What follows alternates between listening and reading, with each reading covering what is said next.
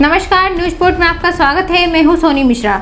जम्मू कश्मीर के उधमपुर में एक शादीशुदा महिला पर उसके ससुर के साथ निकाह करने तथा शारीरिक संबंध बनाने का दबाव बनाया जा रहा है।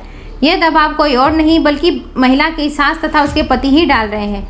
मदर जो महमूदा नाज है वो और आरफिन शाह जो कि मेरा क्लासमेट था, उन्होंने मुझे काउंसिल करा कि हम लोग बड़े कंजर्वेटिव सोच के बंदे हैं, हम लोग मुस्लिम कम्युनिटी में आपको रिलीजन चेंज करने के लिए नहीं बोलेंगे, लिबरल सोच के हैं। हम लोग यही काम करते हैं कि जो लड़कियां विडो डाइवोर्स होती हैं उनको चुन्नी देते हैं सो दैट कि उनको एक सोशल सिक्योरिटी मिल जाए और वो जी सके लाइफ में अच्छे से। तो एज एन अलोन वूमेन मुझे भी उस टाइम लगा कि मुझे सोशल सिक्योरिटी की ज़रूरत है। तो ये लोग मुझे सहारनपुर में कलेर शरीफ जगह है यूपी में, वहाँ ले गए। वहाँ पे इन्होंने मेरा निकाह as per Muslim norms and condition के हिसाब से करवाया। मेरे लिए सबसे ज़्यादा शॉकिंग ये था कि जब इन्होंने बोला कि हम लोग कंजर्वेटिव हैं, तो वहाँ पे जब निकाह नामा पे इन्होंने मेरा नाम नीतिका से नफीज़ा आरफिन शाह लिख दिया। वो मेरे लिए बहुत ज़्यादा शॉकिंग था। मैंने इनको पूछा, आपने मेरा नाम चेंज कर दिया? तो my mother in law and my husband both told me it was just an formality on paper. उसके बाद ये लोग मुझे हरिद्वार ले गए हैं। हरिद्वार में हिंदू रिलीजन के हिसाब से इन्होंने मनसा देवी में मेरी शादी करवाई है। मेरे पास सारी फ़ोटोज़ और सारा कुछ मेरे पास डिटेल है इनकी। वो करवा के ये लोग उधमपुर आ गए हैं और मैं जलंधर में थी। आफ्टर 2 और 3 डेज़ इन्होंने मुझे उधमपुर में बुलाया है। मैं उधमपुर आई हूँ। 2 डेज़ वॉज नॉर्मल और 3rd डे मेरे हस्बैंड आरफिन शाह, मेरी मदर इन लॉ महमूदा नाज, मेरे फादर इन लॉ मकबूल शाह, मेरे brother in law Syed Irfan Shah, इन्होंने रात को मेरी ये काउंसलिंग करी कि आप मेरे फादर से शादी कर लो। तो that was shocking for me कि मेरी मदर इन लॉ ने मुझे ये बोला कि I was unable to make physical relation with my husband from 2007 because I was the patient of cancer. तो जो घर की बात है वो घर में ही रहेगी। तो रात के 2 बज रहे थे, मैंने अपोज़ किया। मॉर्निंग में जब मैंने उनको ज़्यादा अपोज़ किया तो उन्होंने बोला कि हम ऐसा करते हैं, जो हमारी प्रॉपर्टी है वो तेरे नाम पे कर देते हैं कि तू मान जा। अगर तू फिर भी नहीं मान रही तो हम ऐसा करते हैं, उन्होंने आरफिन शाह को बोला कि 20,000 दे के तू रख ले या 20,000 दे के मैं महीने पे इसको रख लेता हूँ।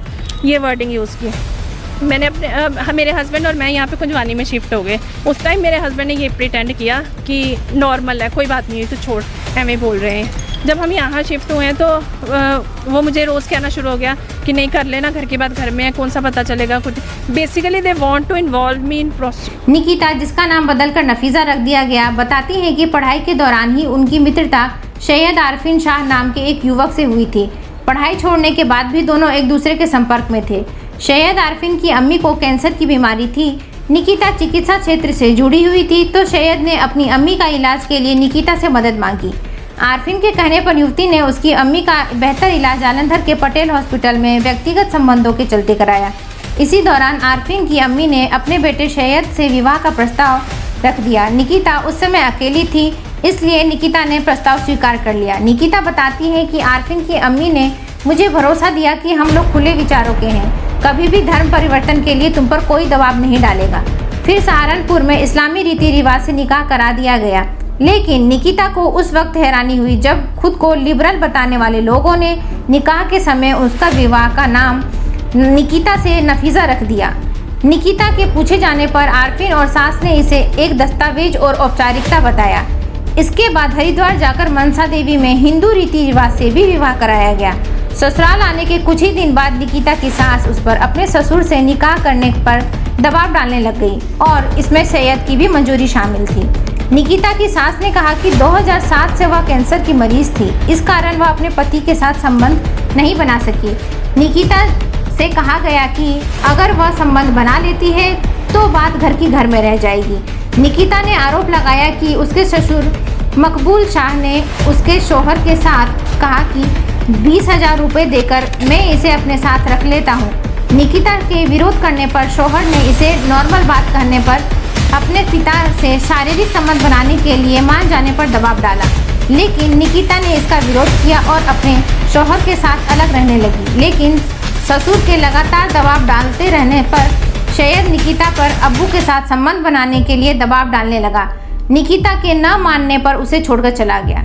निकिता ने पुलिस में FIR कराया तो उसे पता चला कि वह पहले से ही शादीशुदा है और वह अपनी बीवी के साथ रहने के लिए चला गया है। निकिता ने बताया कि उसे धमकी दी जा रही है, उसे जान से मार देंगे।